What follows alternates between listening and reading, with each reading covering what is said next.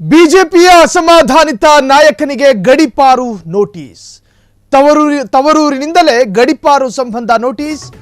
ಪುತ್ತೂರಿಂದಲೇ ಗಡಿಪಾರು ಮಾಡುವ ಸಂಬಂಧ ನೋಟಿಸ್ ಜಾರಿಯಾಗಿದೆ.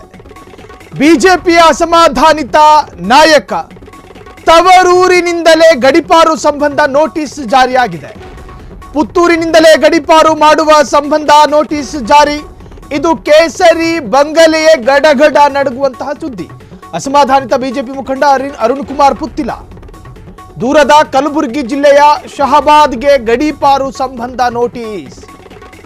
ಜೂನ್ 6ರಂದು ಖುದ್ದು ಅಥವಾ ವಕೀಲರ ಮೂಲಕ ಹಾಜರಾಗಿ ವಿವರಣೆ ಕೊಡೋದಕ್ಕೆ ಸೂಚನೆ ಹೊರಡಿಸಲಾಗಿದೆ. ಪುತ್ತೂರು ಉಪ ವಿಭಾಗದ ದಂಡಾಧಿಕಾರಿಯಿಂದ ನೋಟಿಸ್. ಕರ್ನಾಟಕ ಪೊಲೀಸ್ ಕಾಯ್ದೆಯ ಕಲಂ 5ರ ಅಡಿಯಲ್ಲಿ ಗಡಿಪಾರಿಗೆ ತೀರ್ಮಾನ ಮಾಡಿಕೊಳ್ಳಲಾಗಿದೆ. ಹಿಂಸೆಗೆ ಪ್ರಚೋದನೆ ಅಥವಾ ಇನ್ನಿತರ ಅಪರಾಧ ಕೃತ್ಯಗಳಲ್ಲಿ ಭಾಗಿ ಅಥವಾ ಭವಿಷ್ಯದಲ್ಲಿ ಅಪರಾಧ ಕೃತ್ಯಗಳಲ್ಲಿ ಭಾಗಿ ಆಗಬಹುದಾದ ಎಂಬ ಕಾರಣ ಬಿಜೆಪಿ ಅಸಮಾಧಾನಿತ ಮುಖಂಡ ಅರುಣ್ ಕುಮಾರ್ ಪುತ್ತಿಲರಿಗೆ ಗಡಿಪಾರು ನೋಟಿಸ್. ಭುಜದ ಮೇಲೆ ಕೇಸರಿ ಶಾಲು ಹಾಕಿಕೊಳ್ಳೋದು ಅಪರಾಧವೂ ಅಲ್ಲ, ಅದು ಅಮಾನವೀಯವಾದ ಸಂಕೇತವೂ ಅಲ್ಲ. ಆದರೆ ಆ ತರಹ ಶಾಲು ಹಾಕಿಕೊಂಡವರ ವಿರುದ್ಧವೇ ಎಫ್ಐಆರ್ ದಾಖಲಾಗ್ತಾ ಇದೆ.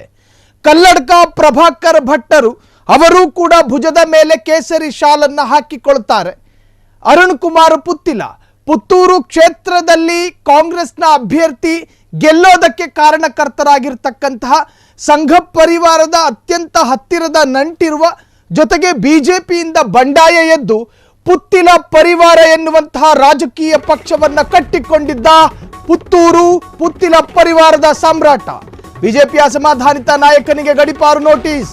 ತವರೂರಿನಿಂದಲೇ ಗಡಿಪಾರು ಸಂಬಂಧ ನೋಟಿಸ್ ಜಾರಿಯಾಗಿದೆ. ಪುತ್ತೂರಿಂದಲೇ ಗಡಿಪಾರು ಮಾಡುವ ಸಂಬಂಧ ನೋಟಿಸ್ ಜಾರಿ. ಅಲ್ಲಾರಿ, ರಕ್ತ ಸಂಬಂಧಿಗಳನ್ನ ಬಿಟ್ಟು ಹೋಗಬೇಕು, ಹೆಂಡತಿ ಮಕ್ಕಳನ್ನು ಬಿಟ್ಟು ಹೋಗಬೇಕು, ಚಿಕ್ಕ ವಯಸ್ಸಿನಲ್ಲಿ ಕಲಿತ ಗೆಳೆಯರನ್ನು ಬಿಟ್ಟು ಹೋಗಬೇಕು. ಎಲ್ಲಿಗೆ? ದೂರದ ಕಲಬುರಗಿ ಜಿಲ್ಲೆಯ ಶಹಬಾದ್ಗೆ. ದಿನನಿತ್ಯ ಬಿಸಿಲೊಡೆಯುತ್ತೆ. ಬಿಸಿಲ ನಗರಿ ಕಲಬುರಗಿಗೆ ಹೋಗಬೇಕು. ಅದರರ್ಥ ಹೋಗಬೇಕು ಅಂತ ಹೇಳಿ ಸೂಚನೆ ಕೊಟ್ಟಿರೋದಲ್ಲ, ಗಡಿಪಾರು ಮಾಡುವುದರ ಬಗ್ಗೆ ವಿಚಾರಣೆಗೆ ಕರೆದಿದ್ದಾರೆ. ಕರ್ನಾಟಕ ಪೊಲೀಸ್ ಕಾಯ್ದೆಯ ಕಲಂ 5ರ ಅಡಿಯಲ್ಲಿ ಗಡಿಪಾರಿಗೆ ತೀರ್ಮಾನ. ಹಿಂಸೆಗೆ ಪ್ರಚೋದನೆ ಅಥವಾ ಇನ್ನಿತರ ಅಪರಾಧ ಕೃತ್ಯಗಳಲ್ಲಿ ಭಾಗಿ. 5 ಕ್ರಿಮಿನಲ್ ಪ್ರಕರಣಗಳಲ್ಲಿ ಆರೋಪಿಯಾಗಿರ್ತಕ್ಕಂತಹ ಅರುಣ್ ಕುಮಾರ್ ಪುತ್ತಿಲ ಬಿಜೆಪಿ ಪಕ್ಷದ ಕಾರ್ಯಕರ್ತೆಗೆ ಲೈಂಗಿಕ ಕಿರುಕುಳ. ಅಯ್ಯಯ್ಯೋ, ಪ್ರಕರಣದಲ್ಲೂ ಕೂಡ ಪುತ್ತಿಲ ಆರೋಪಿ. ಪುತ್ತೂರು ಗ್ರಾಮಾಂತರ ಠಾಣೆಯಲ್ಲಿ ಪುತ್ತಿಲ ವಿರುದ್ಧ 4 ಪ್ರಕರಣಗಳು ದಾಖಲಾಗಿದೆ. ಕಡಬ ಪೊಲೀಸ್ ಠಾಣೆಯಲ್ಲಿ ಪುತ್ತಿಲ ವಿರುದ್ಧ 1 ಪ್ರಕರಣ ದಾಖಲು. ಐಪಿಸಿ ಕಲಂ 506, 304A, 201, 307 ಹೀಗೆ ಐಪಿಸಿ ಕಲಂ 447, 148, 144, 141, 323 ಒಟ್ಟು 16 ಸೆಕ್ಷನ್ಗಳ ಅಡಿಯಲ್ಲಿ ಪ್ರಕರಣಗಳನ್ನು ಎದುರಿಸ್ತಾ ಇರುವಂತಹ ಪುತ್ತಿಲ 2023ರ ವಿಧಾನಸಭಾ ಚುನಾವಣೆಯಲ್ಲಿ ಬಂಡಾಯವಾಗಿ ನಿಂತು ಸೋತಿದ್ದ ಪುತ್ತಿಲ ಚುನಾವಣೆಯಲ್ಲಿ ಸೋತ ಬಳಿಕ ಕಳೆದ ವರ್ಷ ಮಾರ್ಚ್ನಲ್ಲಿ ಮತ್ತೆ ಬಿಜೆಪಿಗೆ ಸೇರ್ಪಡೆಯಾಗಿದ್ರು. 5 ಕ್ರಿಮಿನಲ್ ಪ್ರಕರಣಗಳಲ್ಲಿ ಆರೋಪಿಯಾಗಿರ್ತಕ್ಕಂಥ ಅರುಣ್ ಕುಮಾರ್ ಪುತ್ತಿಲ ಬಿಜೆಪಿಯವರು ಹತ್ತಿರಕ್ಕೆ ಬರಬಹುದು, ನನ್ನನ್ನು ಸಮಜಾಯಿಷಿ ಮತ್ತೆ ಬಿಜೆಪಿಗೆ ಸೇರಿಸ್ಕೋಬಹುದು, ನಾನು ಬಿಜೆಪಿಗೆ ಸಾಕಷ್ಟು ಕೊಡುಗೆ ಕೊಟ್ಟಿದ್ದೀನಿ ಅಂತ ಹೇಳಿ ಎಲ್ಲ ತಿರುಗಾಡ್ತಾ ಇದ್ರು. ಪುತ್ತಿಲ ಪರಿವಾರ ಎನ್ನುವಂಥ ಹೊಸ ಸಾಮ್ರಾಜ್ಯವನ್ನು ಕಟ್ಕೊಂಡು ಅದರಲ್ಲಿ ಏಕಮಾತ್ರ ಚಕ್ರವರ್ತಿಯಾಗಿ ಮೆರೆದಿದ್ದಂತಹ ಪುತ್ತಿಲ. ಆದರೆ ಬಿಜೆಪಿಗರು ಪುತ್ತಿಲರ ಯಾವ ಬೇಡಿಕೆಗೂ ಕೂಡ ಸೊಪ್ಪು ಹಾಕೋದಕ್ಕೆ ಹೋಗಲಿಲ್ಲ. ನಳಿನ್ ಕುಮಾರ್ ಕಟೀಲ್ರ ವಿರುದ್ಧ ನೇರ ಸಮರ ಸಾರಿದ್ರು. ಬಿಜೆಪಿಗರು ಡೋಂಟ್ ಕೇರ್ ಅಂದ್ರು. ಅದಾದ ನಂತರ ತನ್ನ ಸಾಮ್ರಾಜ್ಯ ಕ್ಷೀಣಿಸ್ತಾ ಹೋಯಿತು.